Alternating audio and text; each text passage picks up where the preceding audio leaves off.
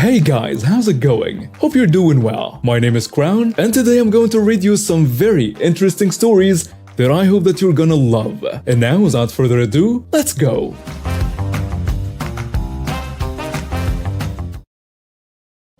Hello everyone, I want to tell you a crazy story that happened to me not long ago. It's about a cocky guy who thought he could just walk in and take my favorite old truck. A day he missed was the wrong guy.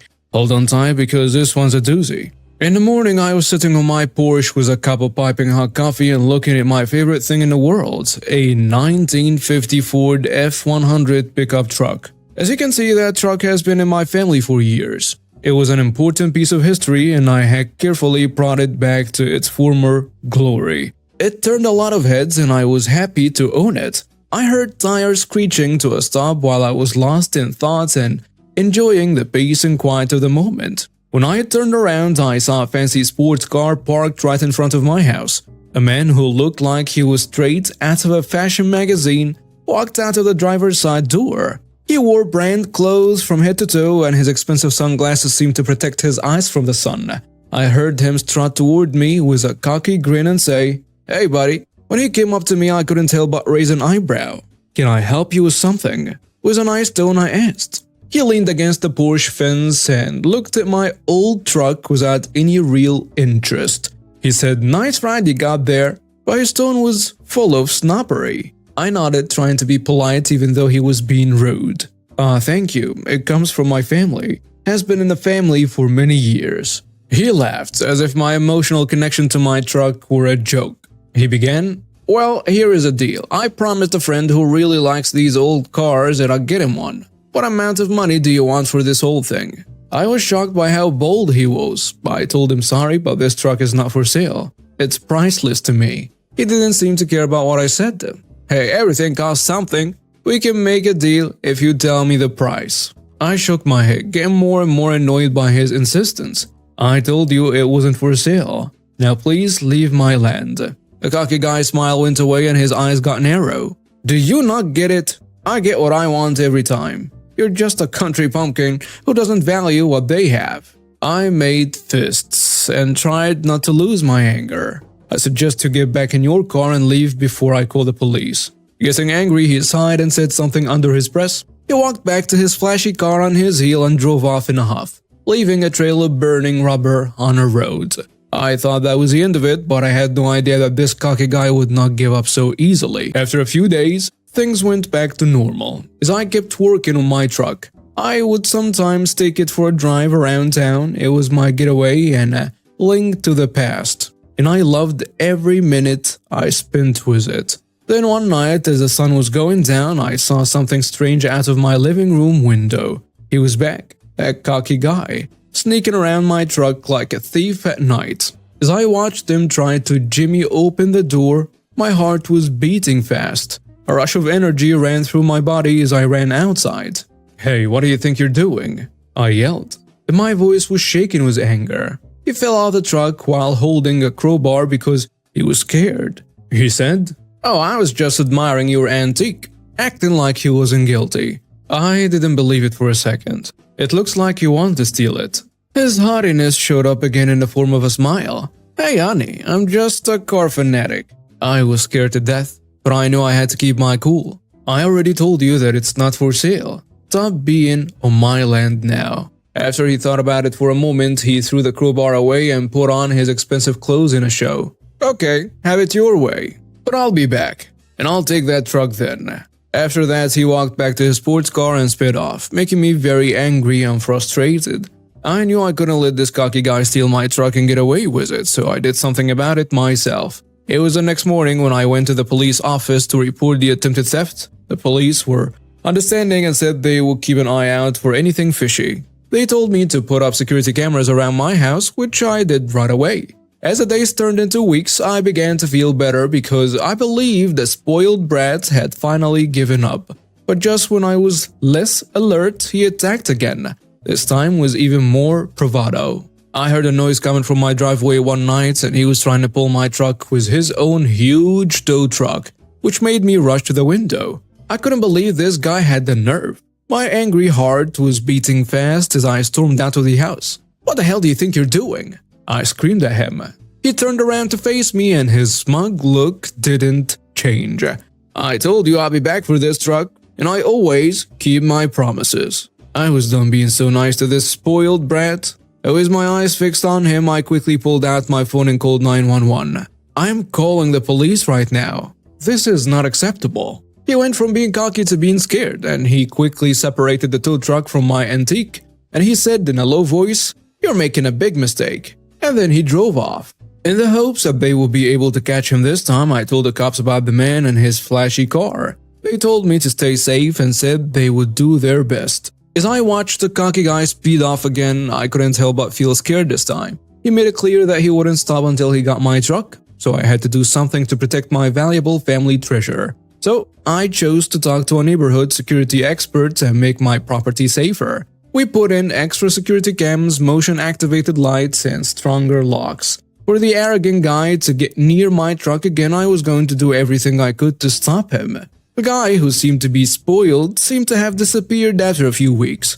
Another time, I let down my guard because I hoped he had given up for good, but I knew in my heart that he was just biding his time, waiting for the right time to strike again.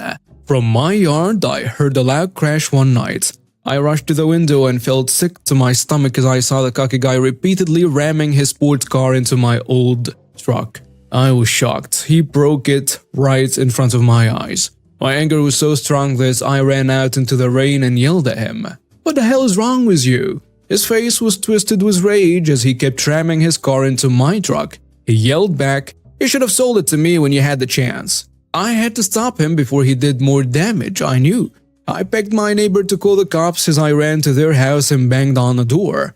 As you could hear the sirens far away, the spoiled brat finally moved away from my damaged truck and sped off into the wet night. When the cops arrived, they saw how badly my old truck was damaged. I went on a hunt for the spoiled brat right away. I was scared of what he might do next because it was clear he had truly lost it. There were no signs of the spoiled guy for weeks, and then I got a call from the cops with some shocking news. The police officer on the other end of the line said, "We found the guy who's been bothering you. He's been involved in a number of thefts and damage to property. We have arrested him."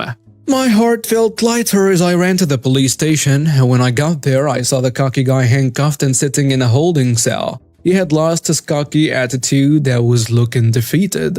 The spoiled brat was charged with a bunch of different crimes, including attempted theft and damage to property. The end result was that my old truck stayed where it belonged with me, even though it was damaged, and the guy who thought he was entitled enough to get my truck against my will ended up spending a long time in prison for his deeds. This is a story about my neighbors that was relayed to me through my dad since I was too young to remember any of it. In the early 90s, my family lived in a lower middle class neighborhood. Our neighbors were very poor with about 5 kids, but extremely nice. They couldn't afford heating to be installed in their house, so they relied on using firewood the father got from some of his friends at work during the winter. Winter came and their father started using the firewood. After a few weeks of freezing temperatures, he started to notice that every night some of his firewood would go missing. Now, we had these other neighbors who weren't the greatest, and by that I mean they were complete jerks. They have frequent police visits for noise violations and God knows what else. They let their kids throw rocks at passing cars, and they were pretty well known for having stolen from other neighbors in the past. So back to the family having their firewood stolen. After about a week of firewood going missing, the father went over to the jerk house and asked if they had been taking the firewood.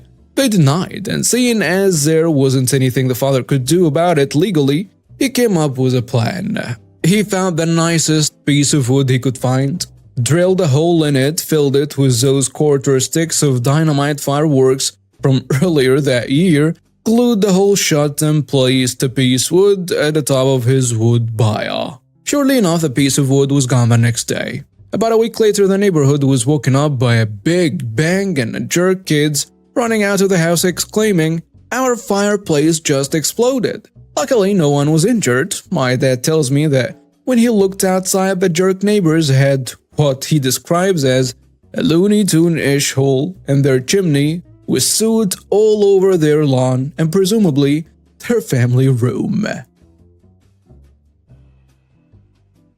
I don't know if I'm the jerk or not for this. Usually my mom will host for Christmas, but this year she just can't keep up. My sister-in-law has been in the family for years, and in my opinion, she's a food snob. She has multiple allergies, nothing life-threatening, just unpleasant for her. Since we all understand allergies, we make sure to keep everything separate and not cross-contaminate. We don't want to risk her eating something, and instead of getting a rash, she needs a hospital visit. Now, the reason I think she's a food snob isn't due to her allergies, it's nitpicking the dish mom makes each year. I have watched year after year she makes backhanded comments about the food. My mom told me to stay out of it, so I did. 2 years ago there was a mess-up and it caused a reaction. It was a huge deal, and last year my mom wanted her to bring her own dish since she was worried she would mess up again. This caused a huge fight between them, and she threatened to pull the grandkids away if she couldn't be a good host and give something she could eat. My mom caved. The dinner came and went, and she got backhanded comments about the food. My mom can't host anymore, and none of my brothers were doing it, so I stepped up. I gave my sister-in-law a call and told her she needs to bring her own meal. I told her I am not experienced handling allergies, and I cannot guarantee the food will be safe, so I will not make her something. I didn't tell her, but the other reason was I don't want her bitching about my food. This caused an argument about me being a horrible host. I made it clear I wouldn't accommodate her, and she doesn't have to come.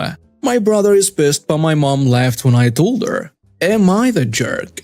And now some comments on the post. Someone saying, "You're not the jerk, but I wouldn't say this is because of her allergies. She threatened your mother, who is not seeing her grandkids. This is unacceptable. Your sister-in-law is not normal, and usually at my family gatherings, everyone brings something. I'm the only vegetarian, so I make sure I bring that. Sister-in-law has no right to threaten your mom, who's not seeing the kids over this. I think someone needs to talk to your brother." Another commenter adds, "Not the jerk. I absolutely believe a host should accommodate guests, when they can be accommodated at least. For example, most hosts can make 1 to 2 vegan dishes or something gluten-free. Not a gluten-free kitchen, but a safe dish. And I think it's rude when a host is like, I'm not accommodating anyone. However, you're not demanding to host. The rest of your family can't/doesn't want to, and you don't feel comfortable making safe accommodations. That's totally fair, and it's okay to make a condition of your hosting. Your brother could host with sister-in-law, and then all the food could be to her liking and safe for her allergies. And then you add in that she's a rude guest even when accommodated, and you are under no obligation to bend over backwards to make her food." A third commenter goes with, "Not the jerk. Normally, I would say that you're the jerk for not accommodating allergies and dietary concerns when you're hosting something like this, but it sounds like you all have been accommodating and she has behaved ungraciously. I have many friends with special diets and allergies. The ones I happily accommodate are the ones who are nice, pleasant, and complimentary. I have one friend who, no matter how hard you try, will always have complaints. Complaints about what she can't eat, complaints about what she can, and new allergies that just popped up and forgot to tell me about. So no, I no longer even try with her and tell her she should probably bring her own meal. This isn't about you not accommodating your sister-in-law, it's about your sister-in-law being a pain in the butt." I had a roommate in college who was a nightmare. She always tore up my dishes, my pots and pans, used my shampoo, wore my jeans, never asked permission, just walked into my room and took whatever she wanted. She had nothing of her own, I swear. My pots were just part of a cheap set from Target, but they were all I had. The last straw was when she ruined one, heating it up with nothing in it. Why? The world may never know. I put all the pots and pans in my bedroom and kept my door locked after that.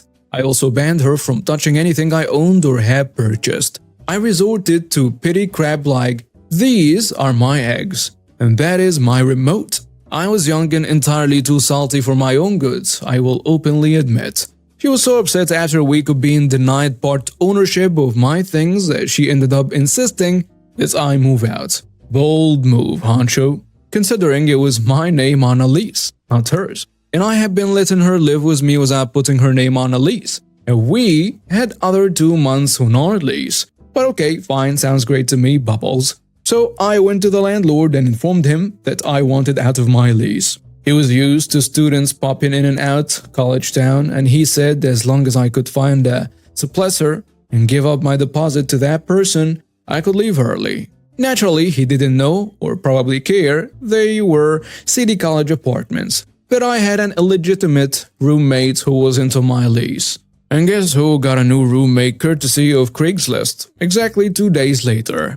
Well, not me. I couch surfed with a friend across town until getting a better job in my own apartment. This sounds harsh for a parent ban, but earlier in the year my dog bit her. He nipped her hand. There was no broken skin, just one hell of a bruise. He nipped her hand because he was in my room, and she came in on her own accord when I was not home and reached over him at the threshold to my door to open my dresser. I had a baby gate blocking him in my room, so she had to admit that's what happened, but said she needed her necklace that was mysteriously in my room.